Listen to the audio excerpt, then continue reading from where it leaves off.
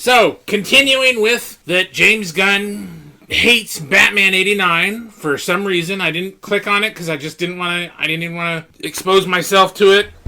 Because it might have even been out of context. Who knows? Because James Gunn is pretty... And it was clickbait. Who knows? And that's another thing. I just didn't want to even bother with it. Yeah. But under the theory that it was true... That he didn't dig him. So Eric's been rattling off. So... Well, The movies were not CBA accurate, for goddamn sure. No. Especially the story of the Joker. He the guy that killed Batman's parents was not the guy that would later become the Joker. That never in the lore anywhere. And then it kind of bled into every other interpretation of the Joker, is that he's Jack Napier, and yeah, which I didn't like. Jack Napier is not even really potentially a real name either. Yeah. It's a play on Jackanapes. Yeah. Which is, a joker, jester, trickster. Yes, exactly. Yeah.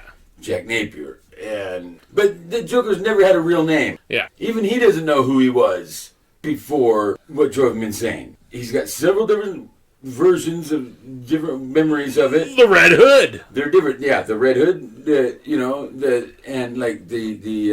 Killing Joke. Yeah, which I hated that story. That was lame. But it was lame. Generally considered to be the most likely, closest to the truth of what happened to him. And even in that one, you didn't get his name. Yeah. He didn't even know who he was. So putting a name to the Joker was... I took issue with it. Okay. Not that it ruined the movie for me, but I took issue with that. So you said it wasn't CBA accurate. Did it need to be? Not really, because it was Tim Burton's version. Yeah. It was almost like an Elseworlds. Yeah. Which is... Neo-Gothic revival kind of style? But if you look at, like, Batman and Batman Returns as Elseworlds, like, versions of the story, then you can take them. Yeah. And they're good. They're entertaining. And these aren't Bill Fingers stories, so it's okay, yeah. And they're not meant to be, and they're not purported to be, and there's not, like, the Penguin, Danny DeVito's Penguin was not your classic. It was No, he was, because wasn't he always like a well-to-do, da-da-da-da? He was always like Burgess Meredith. Yeah. Or, he was always this little dumpy guy, little funny-looking dumpy guy with the long nose and all, that fancied himself as dapper and, he was always well-dressed and dapper. He was not from the sewers with flipper hands. And why would you want to... eating raw fish. And why would you want to associate with those supposed born-to-rule inbred pony fuckers anyway? Right. But that's me. But, that's right. The Group of 300, the Trilateral Commission, all those motherfucks. Even Michelle Pfeiffer's Catwoman, which is, sorry Julie Newmar, but no, Michelle, best Catwoman ever. What about the other one? What was her name? Eartha Kitt? No, the other one. Or, the third one. Zarabeth. Wasn't Zarabeth? Lee Merriweather? Lee Merriweather, no. No. Didn't hold a candle. No, I'm just saying. Julie Newmar defined it. Really? Yes. Oh my God. She is such a ham. Parboiled fucking ham. But that's what that show needed. Okay. In the context of the series. Because it was a spoofy satire-y thing. Yeah.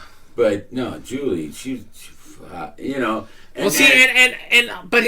so there's like 1,000 years of Batman lore before The Dark Knight Returns, which is the first, Batman book I've read. Mm-hmm. And then I read Year One. Mm-hmm. Later on, but, it wasn't like...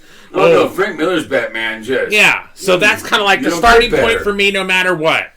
And I can see all these older... And they're just really... I have some old Batman books, and they're really corny. Dude, okay. I'm just saying. Oh, they were, very... Yeah. It's one of the reasons I really didn't follow Batman in the comics as a kid. Yeah. I'm the biggest Bat fan you'll ever meet. But you're like... But I would pick up an issue of Batman in 1979 or 1977, and it just... What the fuck is this? Yeah. And even in the 60s, when the TV show was on the air, they wrote Aunt Harriet into the comic series. Mm. And Aunt Harriet was not... No. She was invented for the series. Because it was too gay? To have a female presence at the mansion. Yeah. So it wasn't like Bruce and Dick and Alfred all alone in the mansion. All picking on Barbara. Ah, no. Right? She has two hands. No, Yeah. And Barbara didn't even show up till later anyway. Yeah. And yeah, Yvonne Craig, she was great. So, but I look at the Tim Burtons, especially the first two. The third one, not so much, but I mean, he produced it. Yeah, but he's not involved. A producer just means, yeah. He co-produced it, and it was part of the same kind of franchise that he had started with the first two films. But Val Kilmer was disappointing. And isn't that a shame? Because he was a good actor. Because I was a big fan of Val's. Yeah. I remember when I heard that Michael Keaton wasn't going to come back to Batman because of the conflict with him. He wanted to do Multiplicity. If you ever saw Multiplicity, he picked that over continuing as Batman. And he knew when he signed on for it that he was signing on for something that was going to go on for potentially decades. Yeah. And he still bowed out of it to do Multiplicity instead. Ugh. Which he was great in Multiplicity, yeah, but I would not have picked it over Batman. No. And continuing to do Batman. And he's still considered the best live-action Batman we've ever had. And hold on, I got to do a timeout. What is it with these fucking actors? Oh, I can only do one project at a time, or I don't give a shit. Well, it's not that. It's so much as the shooting schedule was in conflict, and it's like you had to make one choice or the other. That's like how the guy that I can't remember who it was. I should know this off the top of my head, but you should.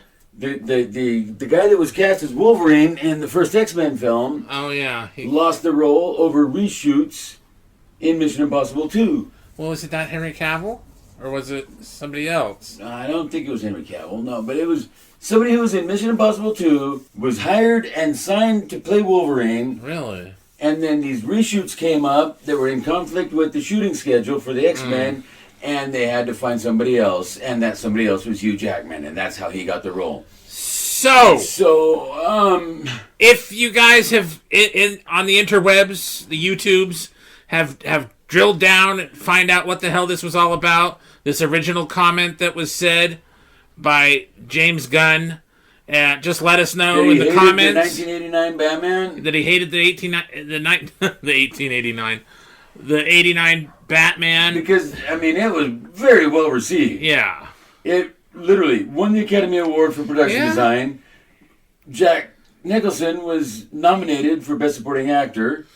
Didn't win, but he was nominated. Yeah. And, I mean, it got all kinds of attention. So, in the comments, tell us what you think about it. Man. Think about the question, about anything. What did you think of it? Yeah. Have you seen 89? Have you seen it recently? Because it still stands up. Do you agree with James Gunn? Tell us what you think. Like, share, subscribe. Bye-bye.